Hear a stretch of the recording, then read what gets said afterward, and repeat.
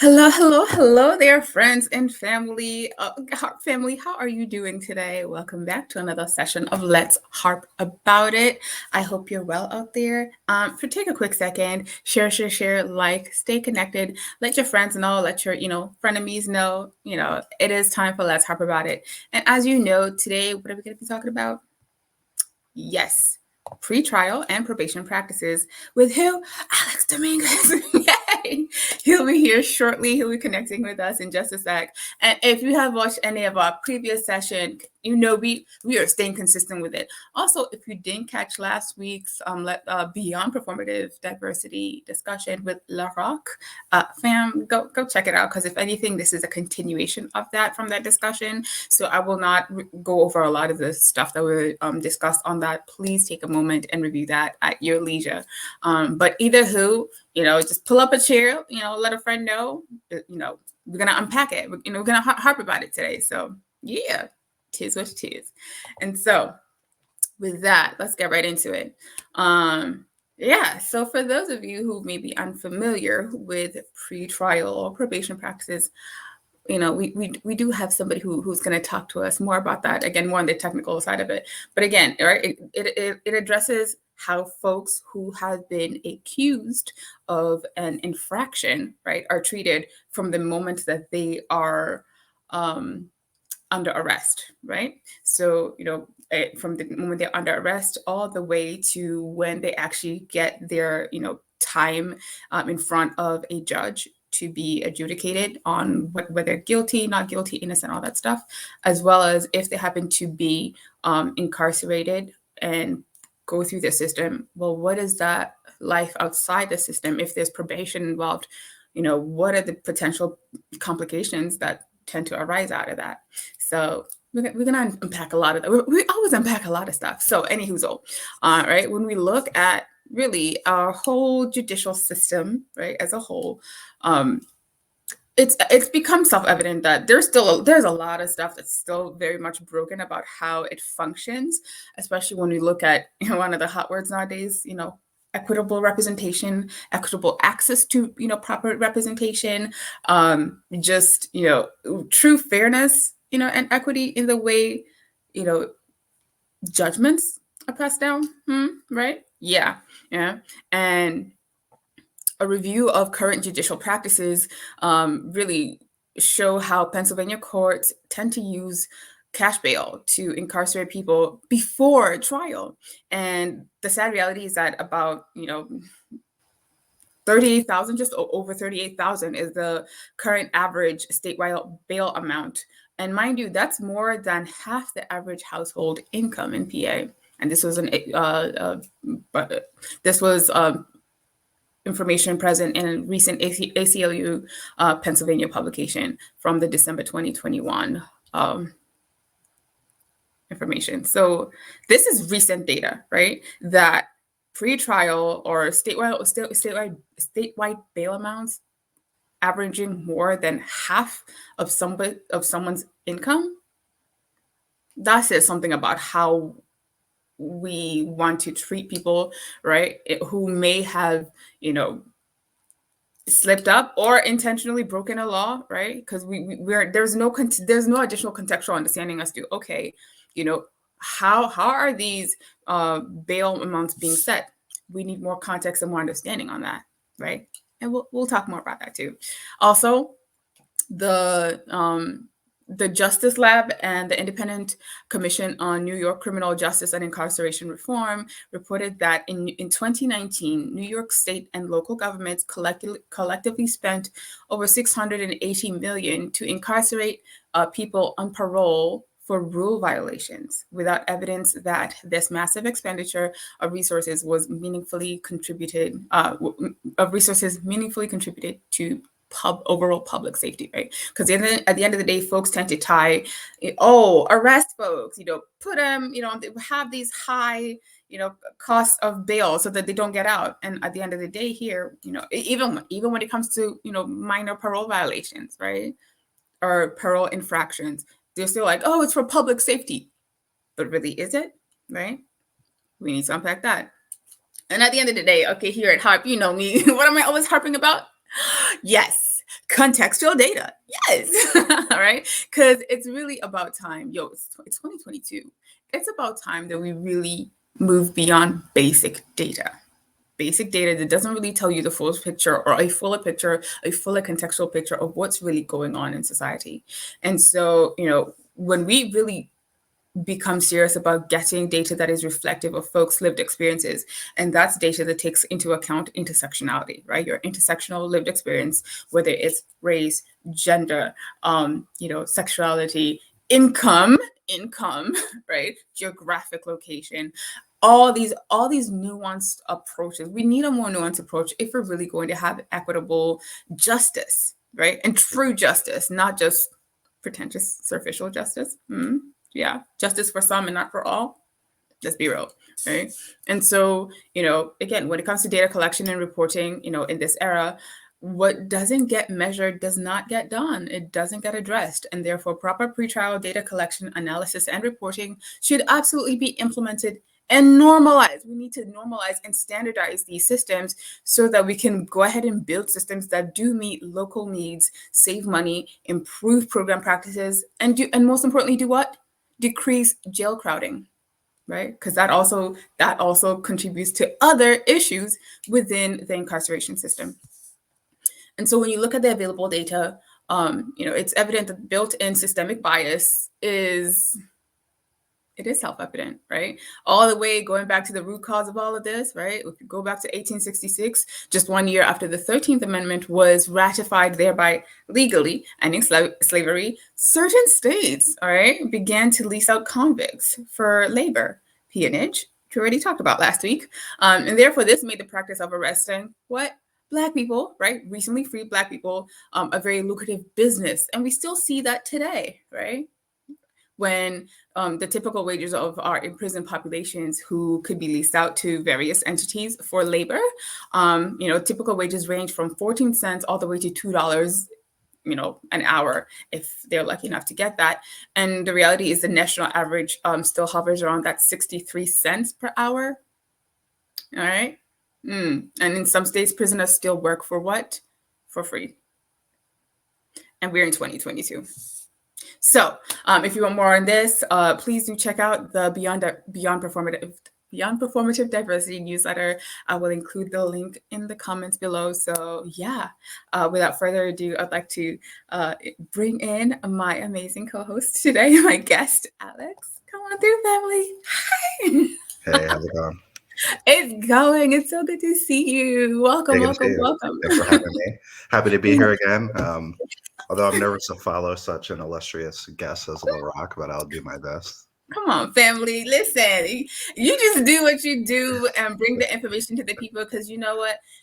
And right, people like to say information is power. No, information is information, and it only becomes powerful when we know how to use that information, right? That's the difference between knowledge and wisdom. And so listen, I'd be having the greatest guests out here. And so before we just jump right into it, please take a moment and introduce yourself to the people. Let them know who you are and how maybe they can connect with you. Yeah, sure. My name's Alex Domingos, he, him pronouns. Live here in Harrisburg. I work for the ACLU of Pennsylvania and also the Dauphin County Bail Fund, although the views I'm going to express today are my own. Lots of different ways to get a hold of me. I guess look me up on Facebook, since a lot of folks will be watching this that way. And I can also my work can be found at ACLU-PA's website and Dauphin County Bail Fund's website as well if you need to get a hold of us. So we are around.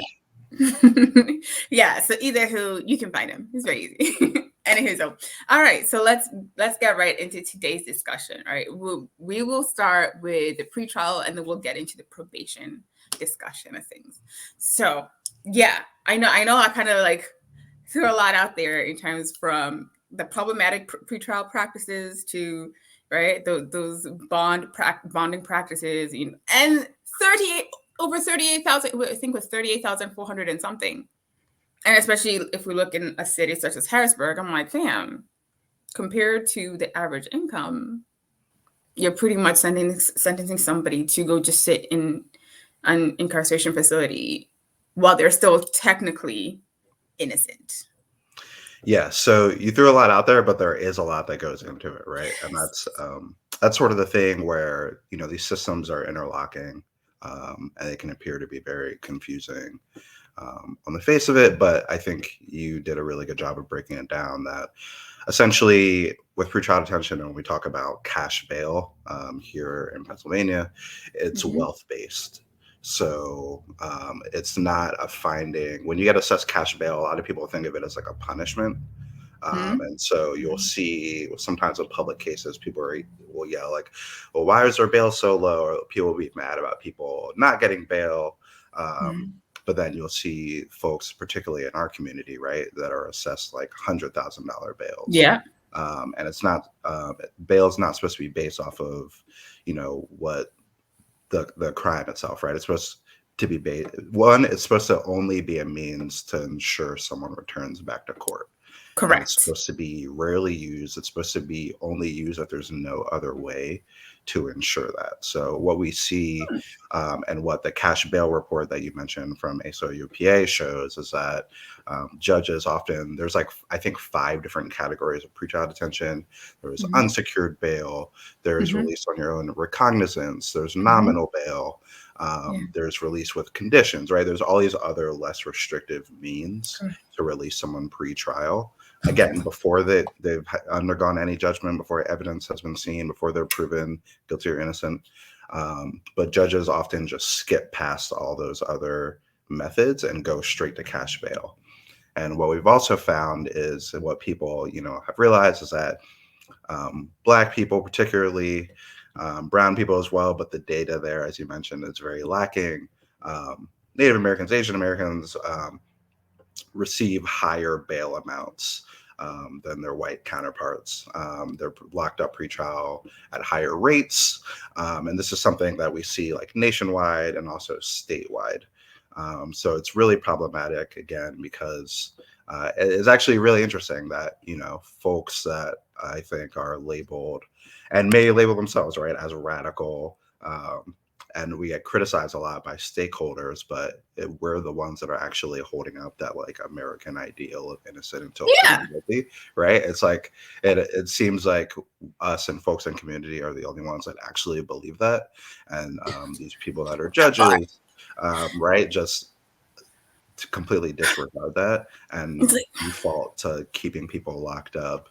And as was brought to national sort of fame in the Khalif Browder case, right? But oof, even yes. right, that's kind of an extreme end of the spectrum. But even think about if you were ripped from your home Mm-hmm. for like 1 month, right? Without being able to work. If you are a caregiver, right? If you take care of children or parents or extended family members, like what would the impact of that be? What about paying your rent, right? What about your job?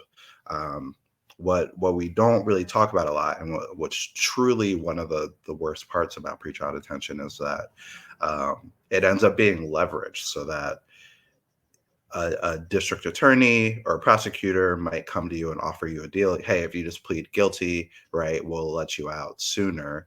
Whereas, especially now during the age of COVID, court cases already took a long time to adjudicate. Anyone who's been through a court case can tell you that there's continuances, and dates get pushed around, right? So it can be a year or longer until you actually get your day in court.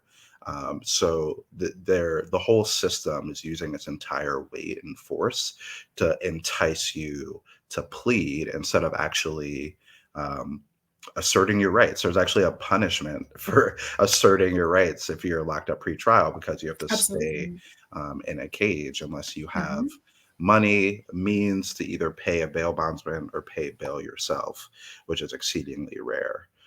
So cash bail is a huge problem. Whatever county you're in, it's extremely likely that most of the people in your county jail have not been convicted of anything.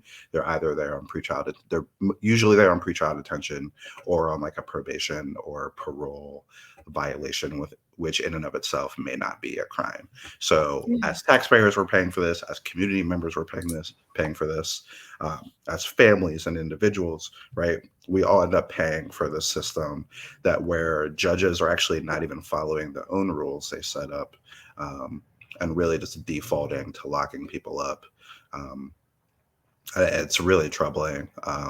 And I'm really happy you gave me the opportunity to talk about it, and that more and more it's coming more into the public consciousness, just how truly unfair cash bail and pretrial detention practices are.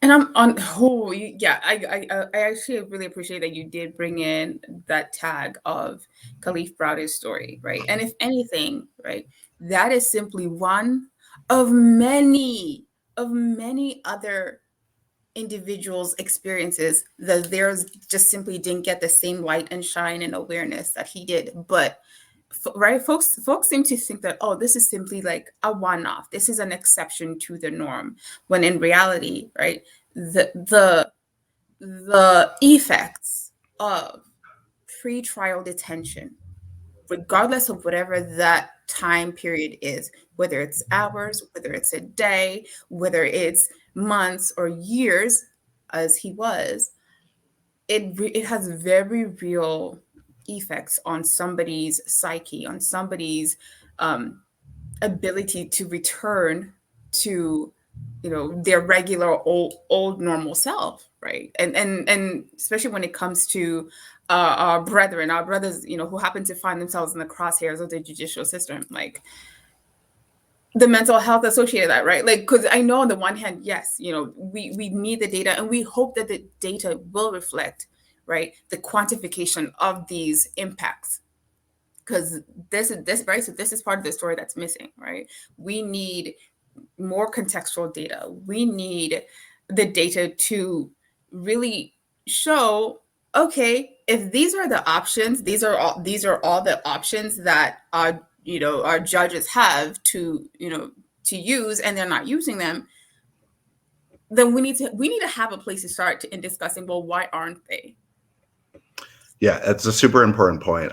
There's a push among reformers to one proposal, right, is to have magisterial district judges, who are usually the ones setting cash bail, or common pleas judges, have to like write out for each bail decision why they skipped those other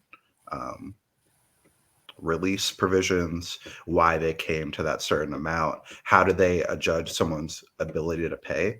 Something I forgot to mention is that bail is supposed to be paid. It's not supposed to be an instrument like, oh, I'll set $1 million bail, so you have to sit in jail. Constitutionally, legally, bail is supposed to be affordable. It's just supposed to be to entice you to come back to court, so you don't lose those funds. If you're too dangerous to release, then prosecutors are supposed to do their job and prove that. And there's a high burden of proof, because there should be, right? But again, it's just a workaround that the legal system. That's why we call it the criminal legal system and not the criminal justice system. Thank you. Is that it's really, it's not about justice. It's not about what's right.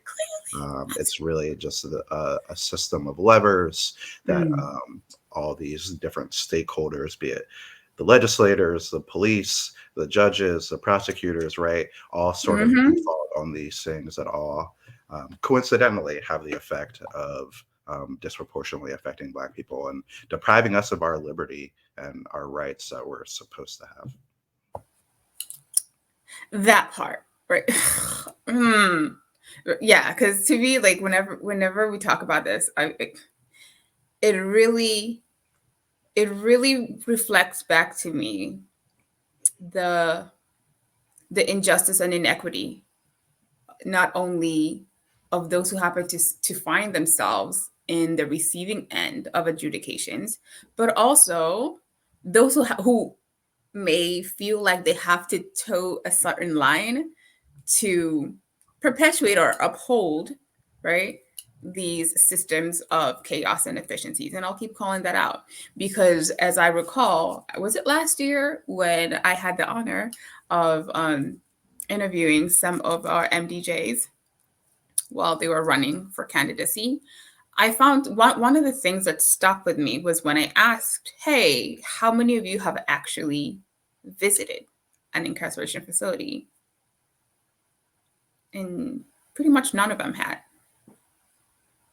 And I found that very problematic, And I was like, oh, this is actually quite reflective then of the people who are currently passing out judgments, where you sit on one side of the fence, the proverbial fence or table, and you're making judgments, and you don't then care to really see the humanity of what you're doing, of what your actions are doing.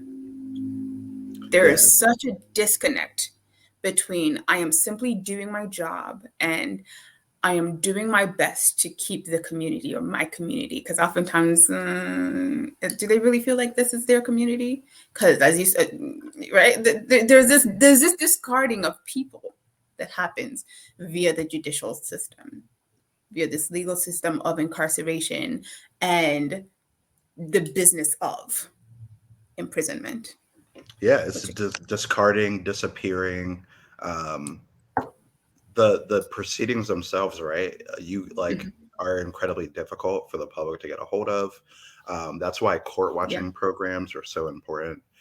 Like Allegheny County Yes. has an amazing court watching program. Okay. I hope someday that Dauphin County has one as well, because Mhm. people are really shocked when they find out what these bail proceedings are like. Like you mentioned, Mhm. it's so important to an Yeah. individual's life and Yeah. prospects. Mhm. But often these bail setting hearings will Mhm. last like 2 minutes. Mhm. Minutes is like a lengthy one, right? And a Mhm. person who, right, was just recently arrested, right, has been in a cage for the last few hours, is not often able to like be their best self in that moment. It's a highly stressful Correct. situation. Mhm. Often they will barely even get a chance to speak. There's Mhm. not really a supposed to, there's supposed to be a robust sort of consideration of lots of factors. Um, Mhm. but it's not. It's like an assembly line situation that's just impersonal, and we're really just at the mercy of this layer of expertise. When, as I mentioned, it's like you guys aren't even following your own rules. Like we're not even holding up the ideals that we like to throw around, and it's really interesting. So, like you said, that data and transparency is key, and that's why I really appreciate the work you do and sort of uplifting those elections, uplifting the candidates, and having them sort of answer. Because especially MDJ candidates, this is a campaign we worked on a lot. Like we Yes. we harp a lot on no pun intended on prosecutors, right? But Mhm. MDJs, those elections are even paid attention to by fewer people, right? It's smaller Yep. voting pools, and they often feel like they don't have to answer for their decisions, but they do. They're Exactly. elected officials. They come to Mhm. our houses asking for us to sign their petitions to get on the Yeah. ballot, asking for our votes, right?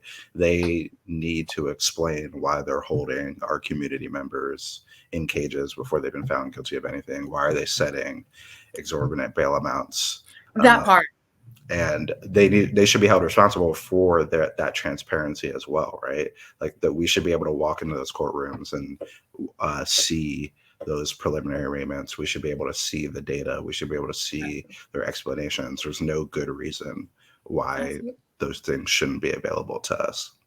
Mm. And you do bring up an amazing point of right of access to these spaces. If you're saying, because that's it, I mean, like okay, so I'm just like really, it's really just in my brain, like they're all jumbling up, kind of like like oh. So I will start one by one. It's a lot, right? It's a It lot. is. It really. I'm like, and and the fact that folks still don't understand why people who genuinely care about these issues, right? And it doesn't necessarily have to come to your doorstep for you to care enough, right? Because to me, it ties back, as you said, it ties back to when they're running for re-election and trying to vie for a chair, right, of position of power. In those seasons, they really be out here like, oh, I care. I have served all this time. I am this wonderful human being. I will be there for you. I will be there to represent the communities we need. And that's why I'd be asking. So who are you thinking of when you're thinking of community? Who is your community that you're saying you're going to fight for, that you're saying you're going to advocate for, that you're saying you're going to be a humane adjudicator of the law? Who are you thinking of when you're thinking of community? And when you look at that person on the other side of that bench, on the other side of the table, on the other side of that proverbial aisle, do you see them as your community? Do you truly see them as your community? Do you truly see, even in light of whatever infraction they may have committed, do you still see their humanity in them and the need to allow them to still feel like a person, to simply feel like they're still a part of society? And I'm not sure that I see that. I'm not sure that I see that in the way that these things are currently practiced and implemented. I don't see that. So yeah, so it ties, right? So it ties both in, right, the way these practices are implemented and the lack of humanity in the process, even as you're saying, what's the name of, did you say Montgomery County that has the better access to the pretrial? Allegheny County, well, it's independent, right? So it's not like the court is doing that. It's an independent group of folks that does a court watching program. Right? And that's why I was like, please, that's why I wanted you to clarify that, right? People assume that, we're going to wait for the system to do the thing that it's supposed to do.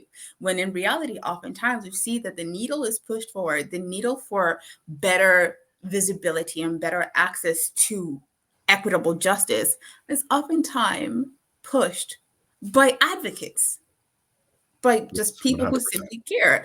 It's not the system. And don't get me wrong, I do commend those who choose to work within the system to move things forward, because we do need that as well, right? We need folks within the system who truly are doing their part, but we also recognize that there is work to be done outside of it to push it forward.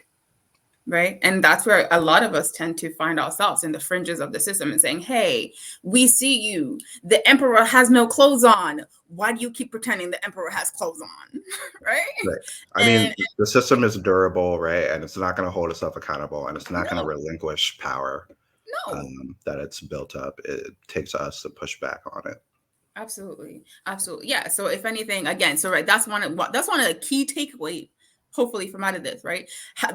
Advocating and requiring, right, systemically requiring better access to these proceedings, so that folks can more clearly see, hey, this is how these things go down. Because to me, right, that also tied back to the pseudo awakening of 2020, right? When people all of a sudden were like, oh my God, I did not know that this was a thing. Oh, dear goodness, my vapors. No. I was like, no. I was like, these things. Lots of that.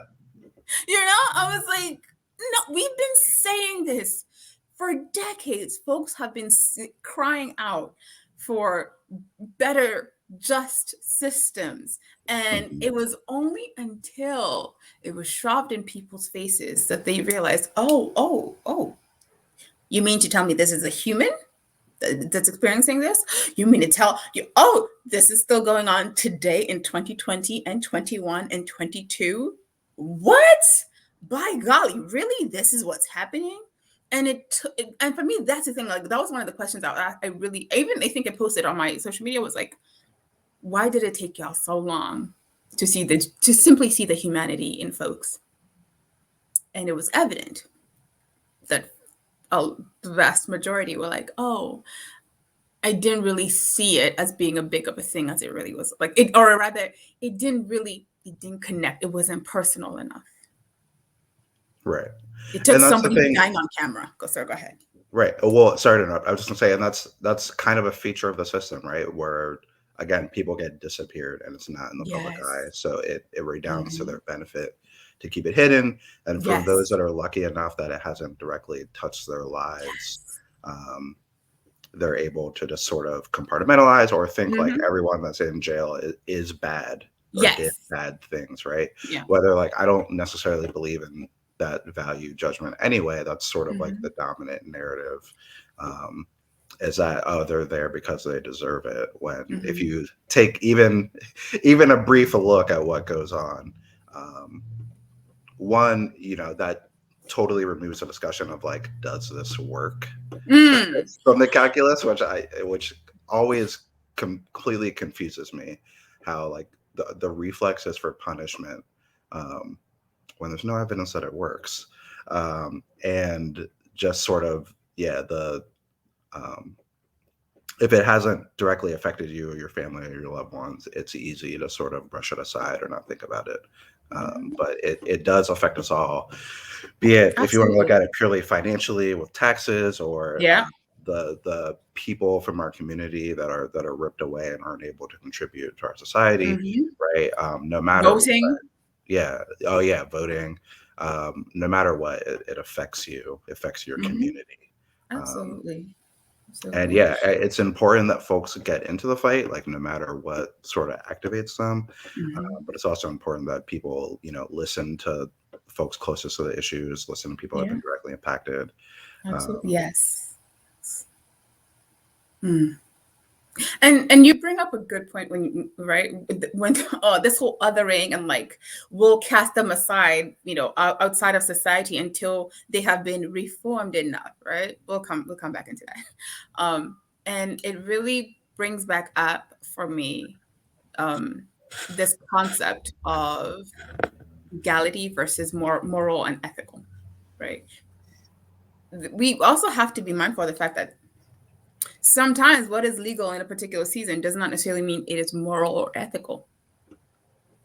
I'm also tagging here the recent discussions that I believe the Republican Senate had on reviewing the legalization of cannabis products for various uses, right? And it's to me, again, it tagged back to currently there's a lot of people, Black and brown people, sitting in these incarceration facilities for something that is currently legal, right? But was used as a mechanism to systematically imprison and disenfranchise whole groupings and communities of people, right? And so to me, that is a very self-evident, like kind of case study of like what is legal versus what is moral and ethical, and how do we evaluate that through time, right? Because we understand that there's a chronological component to all of this. So and again, whether you're looking at like the rebranded opioid crisis, right, which was the war on drugs, you know, like we absolutely have to look at the fuller picture, not just like compartmentalize it in how it is implemented and how folks are then judged for being somewhere in these storylines. Go ahead. and realize the discretion, right, of like Mm-hmm. who gets targeted, right? It's not like they're going everywhere with those drugs. It's not like you Absolutely. see college towns getting raided all the time for drugs, right? Yo. I'm sure there's probably some drugs out there, right? Like, I'm sure there's probably some underage drinking potentially happening. Mm-mm. Um, but it's like where are raids happening? Where are communities being targeted? So there's discretion all the way up and down the chain, from police officers to prosecutors to judges, and those although it's individual actors making decisions, it's systemic factors that inform um, what communities are targeted the most, where the funding goes for policing versus for community services. Um, so it's all these systemic factors that push down on every sort of layer of the criminal legal system, that make it really so pernicious, and there's so many different avenues to fight, right, because there's so many different layers of the system that work together. Yeah, like 1,000%, 1,000% on that. Oh, okay. Oh, we could totally, we could literally just like focus on this on the whole time, but we will not, because I do want us to also touch on the probation side of things, right? So we're coming from pretrial, where folks haven't even necessarily been sentenced about whatever their accusation is, and are being held in some very suspect conditions, right? And the implications and really the real ramifications of that experience is still yet unknown, and it's still yet not widely understood by the broader society. And until we do so, we will continue to lazily allow these systems of chaos and inefficiency and injustice to persist. And so on the flip side, right, where somebody has had to go through the trials and maybe pleaded to, some lesser harsh punishment, even if they were not the culprit to begin with, which we know that is a reality all too often that happens, which ticks me off now, seriously, especially when I hear people are like, oh, this person served 50, 80 years in jail, but DNA proved that he was not the person. And so what do they get when they get out? Measly, like, peanuts at best, if anything. They do not get just compensation for being falsely imprisoned for decades, simply because poor judicial practices and a lack of funds to be able to get out, right? So coming from pretrial then onto the other side of the law, which is probation practices.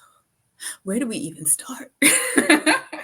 Yeah, so you'll hear me probably switch back and forth between talking about probation specifically and Absolutely. community supervision, which is Mm-hmm. probation and parole combined. Mm-hmm. But it's just important, again, if you've talked to me at any time in the last 2.5 to 3 years, you've probably heard my spiel about this.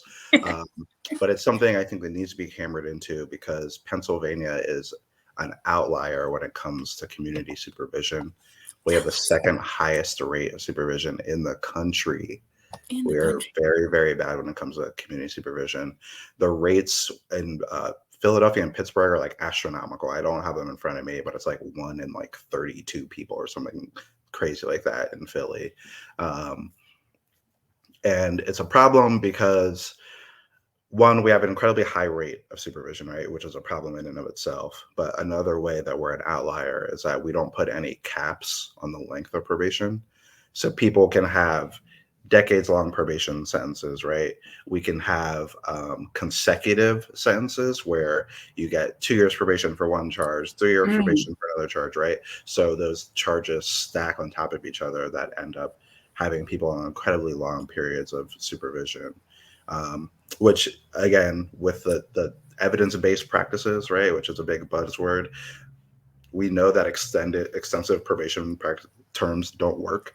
All they do is ensnare people in the criminal legal system. And That again, part. going back to the purpose, same way like the purpose of bail is for people to be released. The Yes. purpose of probation is to not go to jail, right? It's supposed to be an alternative to incarceration. It's supposed to be Exactly. an acknowledgement that caging doesn't make sense, right? But then Right? because of these extensively long terms and the existence of things called probation violations.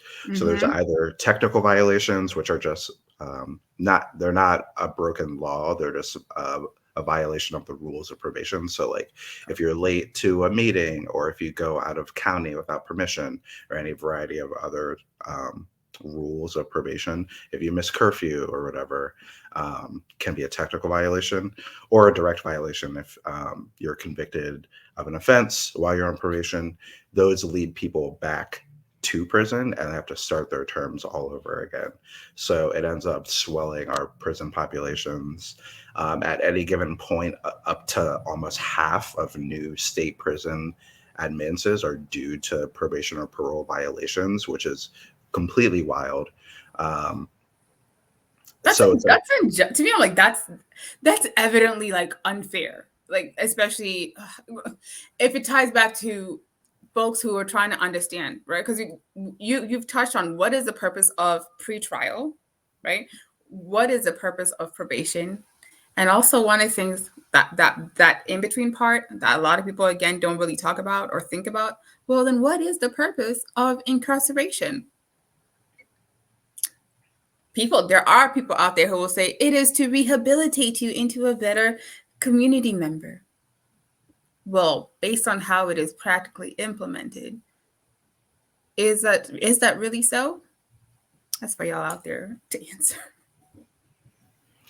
Yeah, I mean, it's like it's so crazy to me because jails are not safe places, right? Like there's Especially in this day and age. yeah, like with the coronavirus, right? With um, illegal substances, with Mhm, violence, right? There are so many harmful things. Like if the purpose is supposed to be for rehabilitation and community mhm, safety, the facilities themselves aren't even safe, and there's not a lot of rehabilitation that can happen in the midst of so much trauma. mhm. So Oh, how exactly then are these, unless you're in jail for life and you're just locking everyone mhm, away for the rest of their lives, like how is that supposed to better a person? um, mm. how is inflicting trauma on people that are often traumatized themselves Yes. supposed to lead to better outcomes for our Mm, community, right? It's like, I don't know. I feel like those of us who fall on the side of abolition or shrinking, even shrinking the criminal legal system, right, get mhm. treated as if we're like illogical and living in a fantasy land where I see like there's so many assumptions and things that don't get dwelled on by the people who Mhm. uphold the system that like Yeah. seems more fantastical to me, where it's just like it defies Yeah. logic. And the folks that end up having positive experiences is because of community, right? It's because of Yes. mentors. It's Yes. because of um, the community and bonds they're able to build. It's not because of punishment. It's not because of solitary confinement that No. folks get better, right? That just makes things worse. And um, It's, yeah, it's to me, it's absolutely it's preposterous to to think that the way it's currently implemented is actually a rehabilitative experience for anybody, particularly for anybody who has underlying trauma, as you said, right? And yes. we keep on hearing this whole, oh, we want to do trauma informed, blah blah blah. I'm like, are you, yeah, right? Are you currently actually doing this thing? Are you actually currently walking that talk? Because I hear a lot of talk and I don't see a lot of walk in this. All right. I'm like, this is quick maths. 1 + 1 is 2. We are not trying to find derivatives and integrate complex partial, equations. Like, this is redonkulous to me. And yes, I said redonkulous. Right. And yeah, like I want to acknowledge like diversionary programs, officials that are Absolutely. working to like reduce prison populations. That's all great. But yeah, Absolutely. I don't know what a trauma informed jail is, a trauma Mm, informed cage, right? I, And mhm, we find that like especially with probation, there's tons of research out as what do you think just the substance abuse, right? That mm, like locking people up for violating the probation for using substances, yeah. it leads to worse outcomes, right? Because Mhm. for so long in this country, we've responded to substance abuse, substance involved individuals just by punishing. And Yeah. we know that doesn't work, right? But it's that reflex.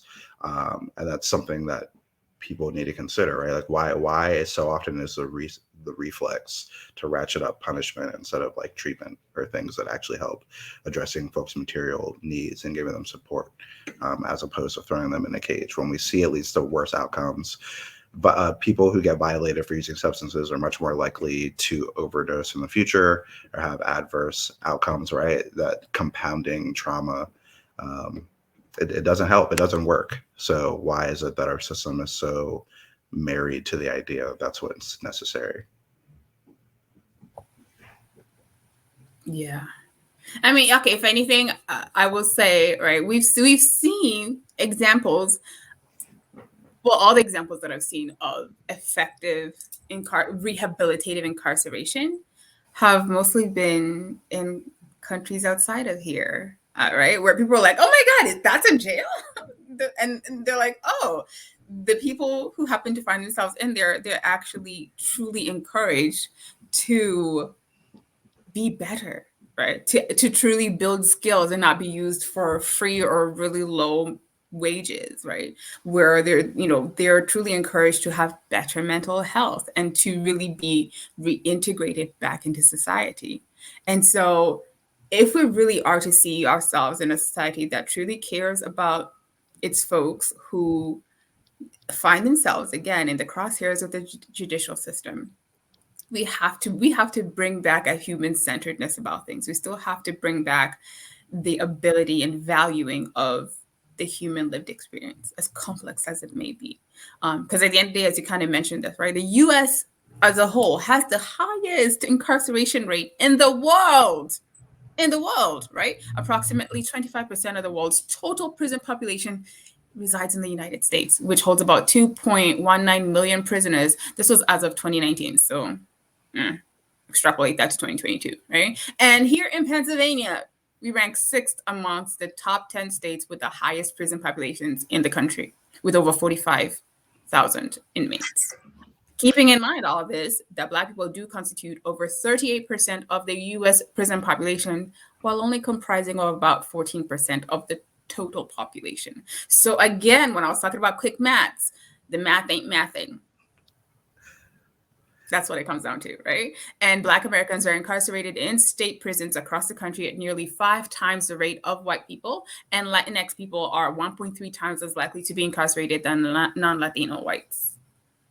So do with that as you may. I know we got to start closing down, but I wanted to kind of wrap it up and give us context as to why, at minimum, these conversations are essential to us moving the scales of justice to true justice. If that's really the community, minded, grouping of people that we want to be. And so with that, I would like to chuck it back to you, Alex, for some final notes, please.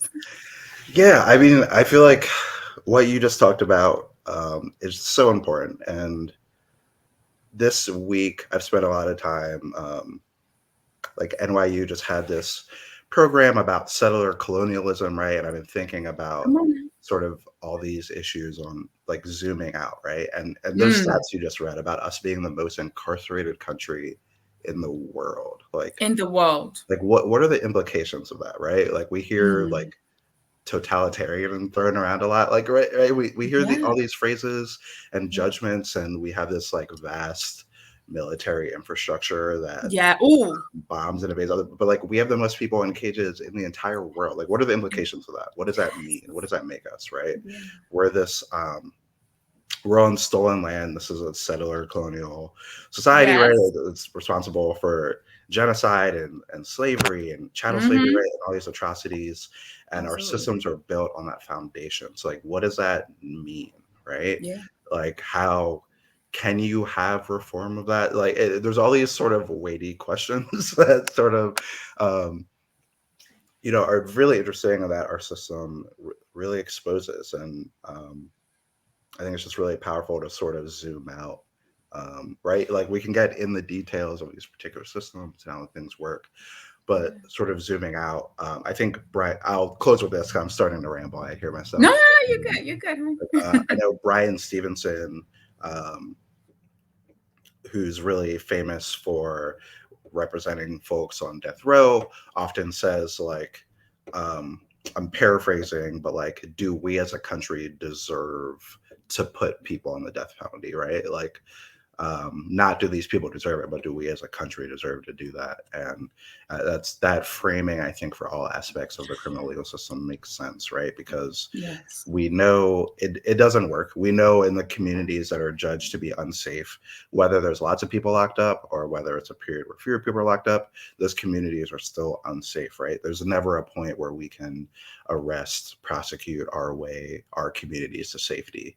Or some communities might feel safe, but we're always living in a time of fear, of trauma in our communities. So like, do these systems deserve to be continually perpetuated, to take our funding, to take our resources, or are there ways that we can divert these resources to investing in our communities, to investing in humanity, as opposed to punishment and disappearing? So yeah, I'll leave you with those weighty questions. Oh yeah, that is heavy. That is a heavy question.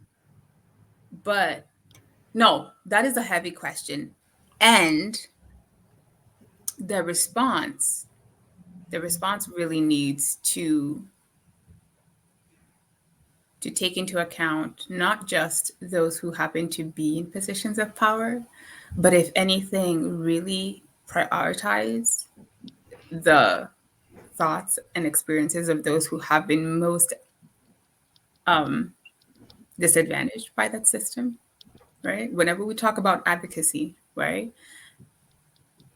we always remind folks to center those those whose voices have been quieted from the conversation, right? And it's not always about us speaking for them. It's also about us holding up a space and creating spaces for them to speak for themselves, because there is value in people telling their own story from their own perspectives, right? Because you know me, I'm big on owning your narrative, right? If we are to change our narratives across the board, whoever you are, however you identify, if we are to change the narratives of who we are as a grouping, as a people, as a community, we must be given the space to own our narratives and stand in that truth from beginning to end, right? And I love the fact that you did tie it back into the fact that we are here in the US, in these native stolen lands, we are sitting, standing, sleeping on stolen grounds. And we have to honor that if we are to have restorative justice practices, right? People keep talking about DI, DI, DI. And that's why a lot of us are like, DI, right? Because folks, particularly in the dominant culture, folks are quick to zoom past the J in all this, which is the justice, which is the restorative justice in all this, which is really the core reason as to why we are even doing any of this, is to really have true restorative justice practices follow or be intrinsically woven in this effort to have real equitable representation across all areas of life and professionalism, right? So I will no longer harp on that, but really, thank you so much for joining me today.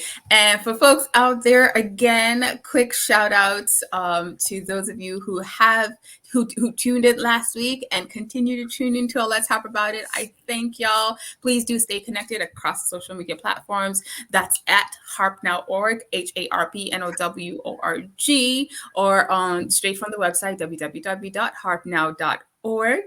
And also, I believe I did drop in the monthly newsletter, Beyond Performative Diversity. The February article was the one that tied this beautiful topic that we will continue to harp upon. Why? Because the work is not done. We will continue to bring up these topics. We will continue to bring it up to your mindfulness. Why? Because we need you out there, your skills and your time and your compassionate humanity. We need you to do this work. We need you for this work to go forward. Because at the end of the day, it is absolutely self-evident that the legal system is deaf, dumb, and blind when it comes to the equitable treatment of all those who happen to find themselves in its crosshairs. And who said that? Yo, girl. How you doing? And so, I know.